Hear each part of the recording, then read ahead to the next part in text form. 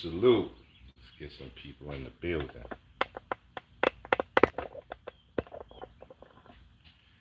There we go. Let my peoples come in the building. That's right, we are back with our morning hit on bare knuckle fighting, how to get them bare knuckles right. So let's give the people a little time to get in the building. Remember to smash that like button, subscribe to the channel, help get these videos out. That's right, we working. Let the people come in.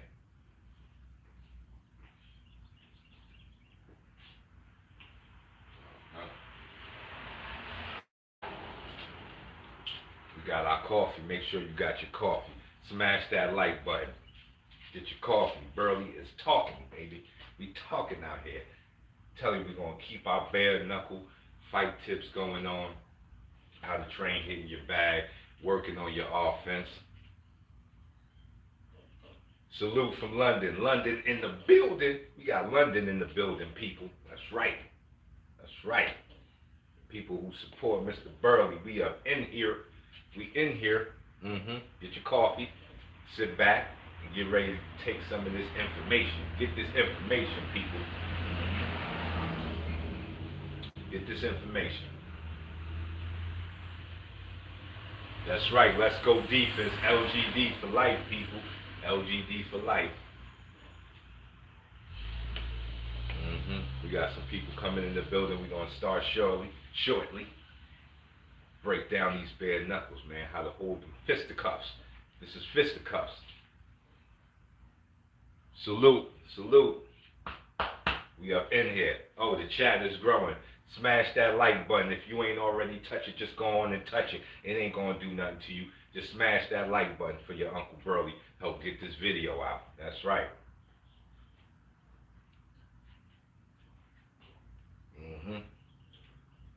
Let's get ready to start the show.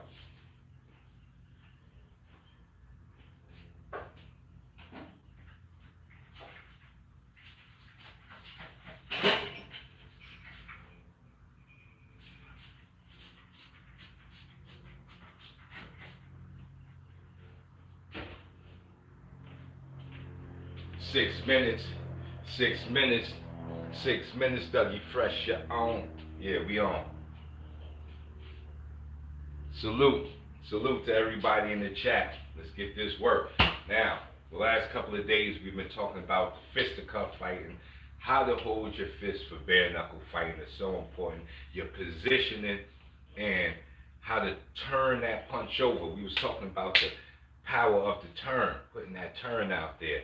See, before you start when you're doing your shadow boxing and you practicing your shadow boxing, these are some of the things you need to be working on when you practice your shadow boxing. It's turning that fist. Every time you throw a punch, your fist turns. See, that way, like I said, it takes away having to pull back and create a shadow for the counter puncher. You don't want to leave the window open for the counter puncher because he'll come right up in that joint like a thief in the night and steal your face. That's right, start stealing pieces of your face, start stealing pieces of your body. So you got to shut that window. You got to shut that window quickly. So if you pulling back, you got a big window right here. If you're doing this to throw your right hand, look at that window. This is what the counter puncher is looking for. The moment when you go to pull back and throw your punch and open yourself up. The counter puncher loves that. He loves that game. The counter puncher loves that game. So to give the counter puncher less opportunities, you have to learn how to turn your fist over. So that way you can launch them right from your starting point, your binoculars, right from here. Bang, your uppercut, your hook. You should be able to turn them right there because you're turning your fist. And this is going to help you even more when you start thinking about how to punch off of your blocks. You know what I'm saying? How to come off of skull and bones and be right there instead of this. No, you ain't throwing your fists like rocks. Even though your fists are boulders, you ain't skipping them across the water like rocks. So if you turn your fist over, when you in this skull and bones position, you can come straight back with the punch.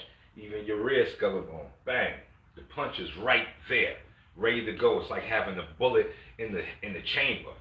You got to have your bullet in the chamber. And this is equivalent to having that bullet in the chamber.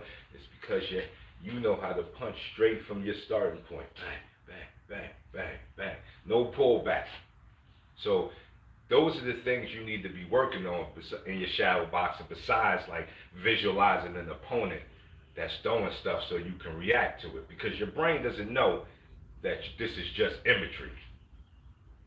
Salute, Roger W. Your brain doesn't know that this is not fake. Your brain's taking everything for real. So when you visualize an opponent in your shadow boxing, your brain is taking it in as if you're actually fighting somebody.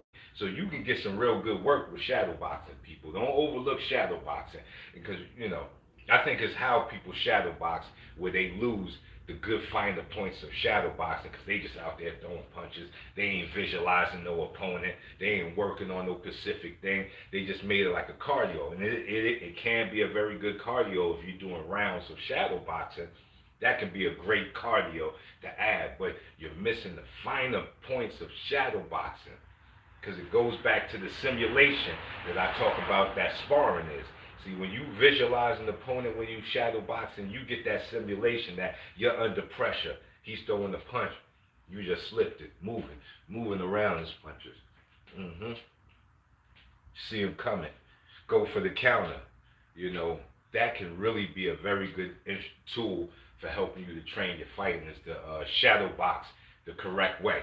But let's get back to it. So remember, when we put our hands up for our bare knuckle fighting, we ain't here, we right here.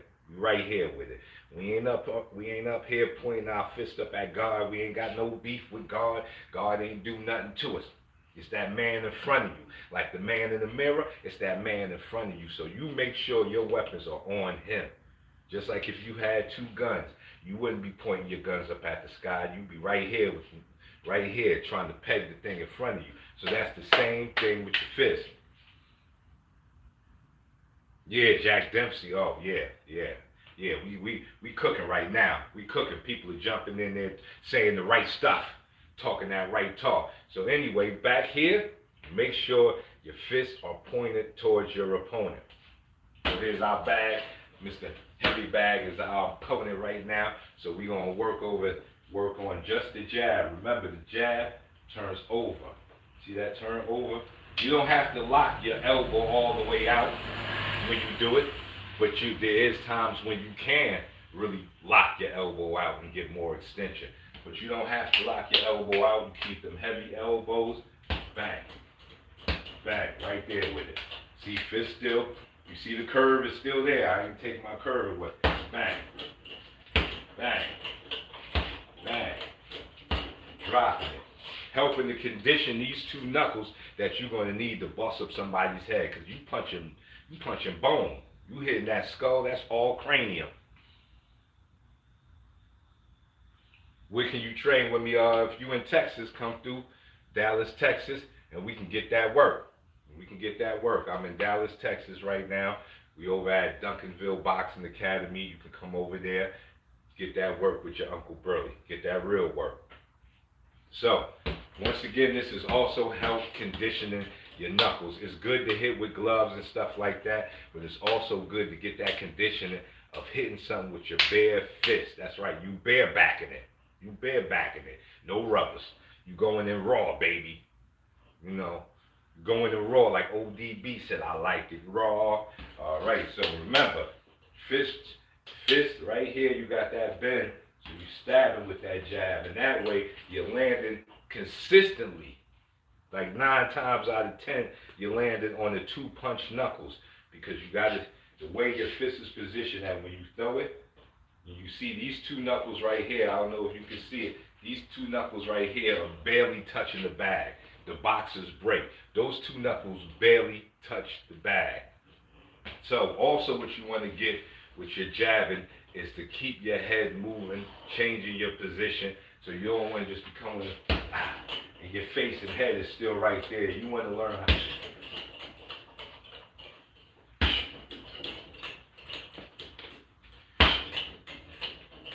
to put a defensive move on your punch, people. That's another important thing we're going to talk about, is putting these defensive moves on your punch. After your punch, you need to be adding a layer of defense, because if your opponent is still alive and you just punched them in the face, I'm pretty sure he's kind of upset and he wants to hit you back. He wants to hit you back. He want to get his lick back. That's all I'm saying, is that your opponent want his lick back. So to stop him from getting his lick back, you need to put a defensive maneuver after every offense, because you think he's shooting at you. So that way, when you jab, you don't just leave your head in the same place. And it doesn't. It can even be It can even be your blocks. You know, you can. You know, you can use your blocks as your cover of throwing your launching an offense at your opponent, is to always have a good defensive move behind it. And that works well with the jab, is that when you throwing that jab,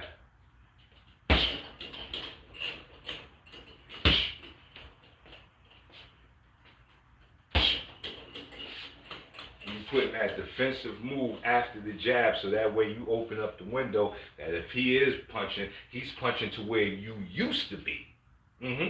He punching to where he's seeing you used to be, not where you're at right now. They say it ain't where you from, it's where you're at, right? It ain't where you from, it's where you at. So that's the same thing with fighting. See, he's going to punch to where you used to be, but you done moved already. And then that move right there can open up your counter. So here we go again, as we said with the jab, twisted, that bend. See that bend right there? Keep that bend in your hand, stab.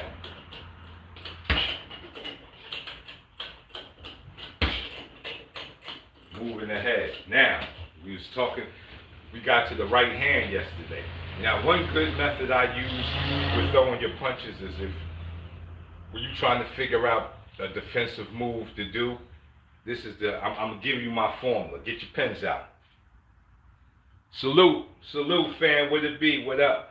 Get your pens out, smash that like button if you ain't already smashed that like button. Subscribe to the channel, share this video.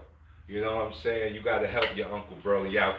We're trying to get to 100,000 subs right now. We've been toggling that 65 for a long time. So it's time to push this over the cliff, because when it comes to this type of stuff, I'm one of the realest out here helping you get that real fight information. None of that kung fu fantasy. I ain't trying to sell you no dreams, because fighting is too serious to be out here selling dreams. And you got people all running around thinking they know something, then they get all booped up, bopped upside their head, and then they want to throw it away. So we keeping this information very basic and fundamental. So smash that like button, share the video, and subscribe if you ain't already subscribed. We got reactions coming. We got more breakdowns coming. We got our morning breakdowns like we have right now. You're going to see me tomorrow morning. We're going to keep chewing and biting at the bit till we understand what's going on. So now with the right hand, now I'm not doing this as a southpaw, but I'm eventually start doing that, because I know I want to be leaving my southpaw brothers out the game. But we orthodox right now. So same thing with your right hand. You can't see what my foot's doing, but my whole body, my foot is turning. This is a power right hand. Yes, you could throw a right hand that's an arm punch too, but right now we're working on the power right hand. We got the fist bit. We're going to push from the ground, bang.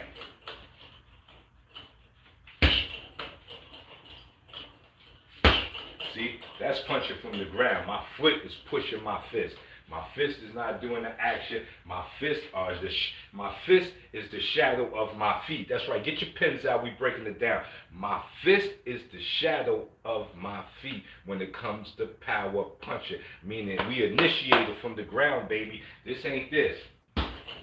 See, when you initiate your punch from your shoulder in here, usually, and your feet ain't moving or they glued to the ground, your body will come tumbling forward after your punch. Or your momentum will bring you forward and can bring you forward to impale you on your opponent's punch. But when you punch it from the ground, you can keep your balance. So right here, see, and I'm looking. My whole body doesn't come forward, my punch comes forward. How long will I be training? I'll be here for a minute. I'm also going to be doing live live video teaching at advanced.lyteburly.com.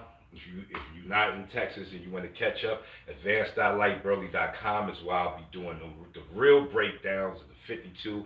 And I appreciate everybody that signed up to that course. And learn-martialarts.com is where you can certify to become a 52 block instructor. Advanced.lyteburly.com isn't as situated as that course, but we have a lot of information on there. We got great teachers on there, so check it out. That's advanced.lyteburly.com and learn-martialarts.com. All right, so for the right hand, let me get back to my method of how to add a defensive move after you punch. So this is the way I do it. If you throw with the right hand, you slip to the left side. If you throw with the left hand, you slip to the right side, and you also have lowering yourself, going up and down. So those maneuvers can keep it very simple so you can know where your head should be when you're punching. So when you throwing that right hand, right here, instead of just keeping your head in this one position right here, you want to train to move your head and punch at the same time. You want to train to move your head and punch at the same time, especially when you think of power punches. So this is how your right hand should look when you're training it.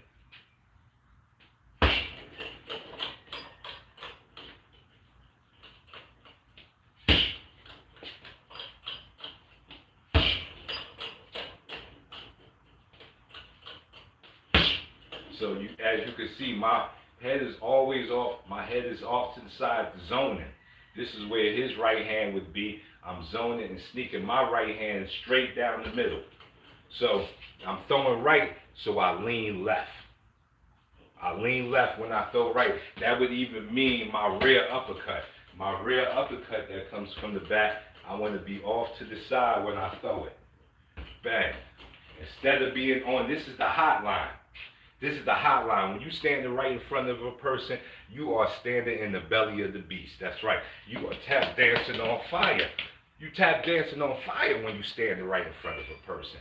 So you have to learn how to move side to the sides as you throw your power punches. These are not arm punches. These are power punches where you turn your whole body and you corkscrew it. But when you throw a power punch, you're way more committed to that than the jab. That's why the jab is so important. The jab is the uncommitted punch. It's the punch that has no committing, so you can do it safely.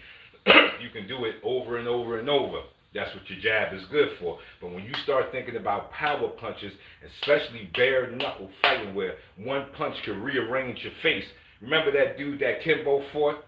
And Kimbo hit him, and it looked like his right eye was on top of his head somewhere. It looked like Kimbo hit him, and his eye was over here somewhere. Because that's bare knuckle fighting, people. This is bone on bone, bone on bone. So unlike boxing where somebody has gloves on, or MMA, you may be able to stand there and eat some shots. You ain't gonna be able to eat too many shots when you think about bare knuckle fighting. So you have to train these mechanisms already in you to move offline as you punch. So, like I said, for the right hand, any punch that comes from the right, I'm gonna lean left.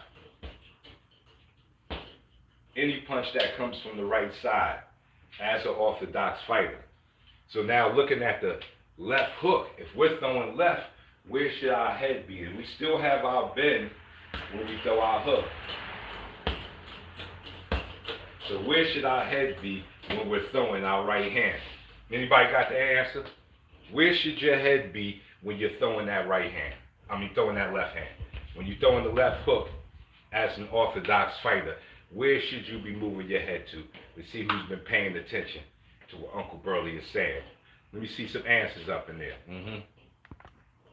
Let me see some answers.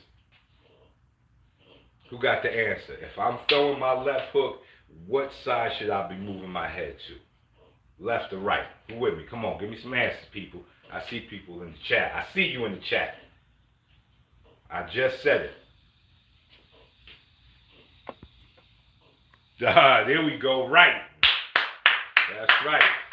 That's right. Give yourself a round of applause because you are paying attention. And when you pay attention, you don't have no debt. You don't have no debt, because if you create debt while paying attention, then you lose your focus. So if you're paying attention, you paid up in full. You are correct. When you are throwing that left hook, that right hand needs to slip to the side right here. Look at it. This is me. This is where my center line is. As I throw that left hook, I turn off. And see this right here, this part of the hook is helping protect me. So as I turn off, if my hook is down here, and I turn my left here, and I turn to the right, I open up the window. Now you can do something like that, but there's a maneuver that comes from your feet that's going to have to cover you opening that window. Remember what I said about opening the window for the counter puncher. So there's a maneuver that can, if you are going to throw this low, you should already be leaning to that side or ready to go to the right side. But just standing right in front of them, as you throw that left hook, you slip your head to the right. You get offline. So this is the hot line, so I throw the hook. So if he was jabbing or punching or something, his left hand would go here, his right hand would be somewhere over here. So I'm all the way off to the neutral corner. Now this doesn't have to be a big giant move. As I said, the better you get, the smaller that move gets, but it's still happening. It's still happening. It's not gone away. It's right there with you. So, left hook.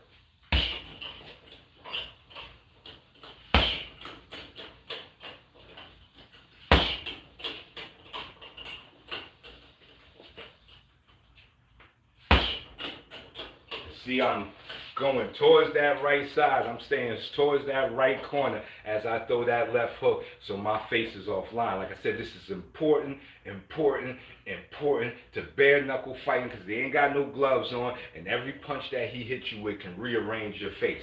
And if you take a good one to the eye and your eye starts swelling up, you can't see out the right side, you can't see what he's doing on his right side now you're in trouble. Now you're in trouble. Self-preservation is the most important thing when we're talking about bare knuckle fighting. So you got to fight like you love yourself. I'm going to say that one more time. You got to fight like you love yourself. Stop fighting like you don't love yourself, like you a kamikaze bomber and you willing to blow yourself up to blow him up. That ain't the Burly way. That ain't the Burly way. And if that's your way, I'm going to let you know you in the wrong place. This is the wrong chat for you. If you prepared to kamikaze yourself to take out your opponent, you in the wrong place. I'm not knocking that style of fighting. If that's what you want to do, you do what you do. But over here, right here, this live right here, oh yeah, we love ourselves. We love ourselves over right here. We love ourselves. So when we throw in our power punches, we are moving our head offline. And with the jab, you can just be in constant motion. You know what I'm saying? Like I said, the jab is uncommitted, so you ain't got to worry about that too much. But when it comes to them power punches, make sure you're slipping your head offline. So we're going to look at how would I do it if I was throwing right hand to left hook, right? You know, because you know with the right hand, you got to lean left. And then what if I wanted to come back with my left hook? So you're going to have to move two directions, which is going to be very good for your defensive responsibility. So let's take a look at the right hand to the hook.